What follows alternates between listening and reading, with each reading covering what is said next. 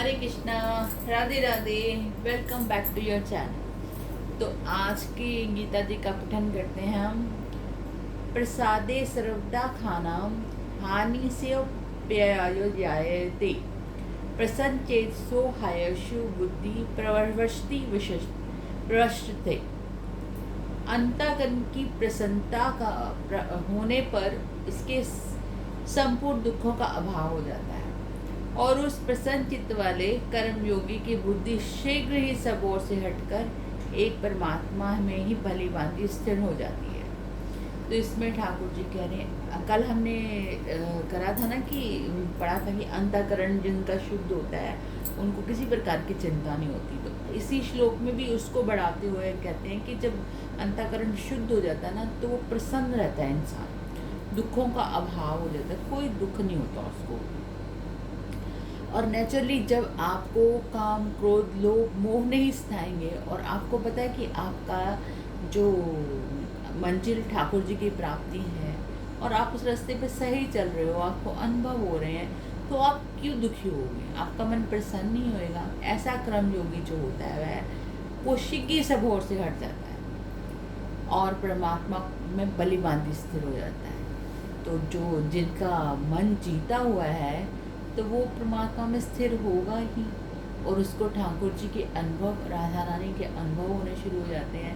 कहते हैं ना कि लीला में प्रवेश हो गया, तो वो उसी इंसान का हो सकता है जिसका अंतःकरण उसके द्वारा जीता गया और शुद्ध हो गया। नास्ते बुद्धिर युक्तस्य न चायुक्तस्य भावना न चा भयवता शांति शांतस्य कुतम सुखम। ना जीते हुए मन और इंद्रियों वाले पुरुष में निश्चयात्मक बुद्धि नहीं होती और अयुक्त मनुष्य के अंतःकरण में भावना भी नहीं होती तथा भावनाहीन मनुष्य को शांति नहीं मिलती और शांति रहित मनुष्य को सुख कैसे मिल सकता है।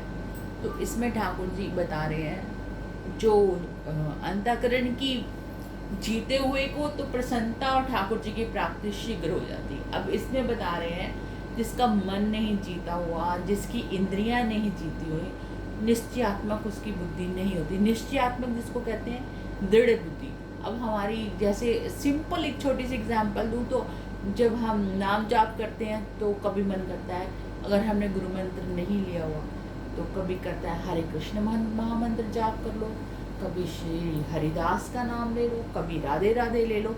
तो हम एक निश्चय पे पहुंच ही नहीं सकते, निश्चयात्मक बुद्धि नहीं होती। थोड़ा थोड़ा करके फिर उसको लगता है नहीं इसको नहीं दूसरा कर लेते हैं, नहीं नहीं नहीं ये नहीं ये तीसरा कर लेते हैं। तो ऐसे होता है ना इंद्रियों को जीते हुए वाले मन का हाल। और उसमें अयुक्त मनुष्य के अंतःकरण में भावना भी नहीं होती। भावना कैसी है?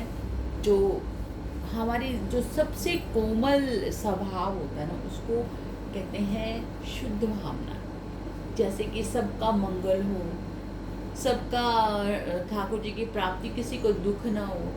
तो जो ऐसा जिसका खुद का ही मन जीता नहीं हुआ वो तो सबसे पहले प्रेफरेंस देगा कि मुझे मेरा ही मंगल हो, मेरी ही सारे दुख अभाव खत्म हो जाएं।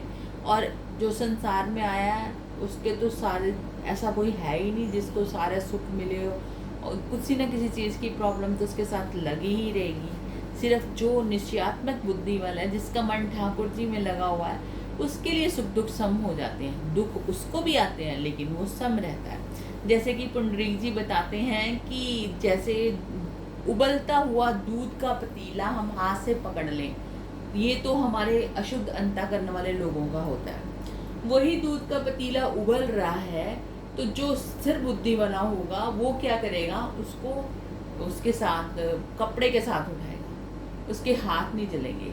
दुख वैसा का वैसा ही है दोनों को, निश्चयात्मक बुद्धि वाले को भी और जो अस्थिर बुद्धि वाला है उसको भी, दोनों को होता है। ये नहीं कि उसका दुख खत्म हो जाता है परमात्मा के जो प्राप्ति के रास्ते में लग गया है, इसको परमात्मा प्राप्त हो गए हैं। जैसे कि मैंने एग्जाम्पल दिखाई थी आपको अपने प्रेमानंद शरण जी महाराज की किडनियों की दिक्कत उनको भी है, और एक नॉर्मल इंसान को होती, डायलिसिस पे रोज जाता तो वो बेड पे ही पड़ा रहता है, हिलता ही नहीं वहाँ से कि मैं बहुत बीमार हूँ। लेकिन उनकी दिनचर्या देखो, ऐसे ही उन्होंने बताया कि जो भावनाहीन मनुष्य होगा उसको शांति नहीं होती।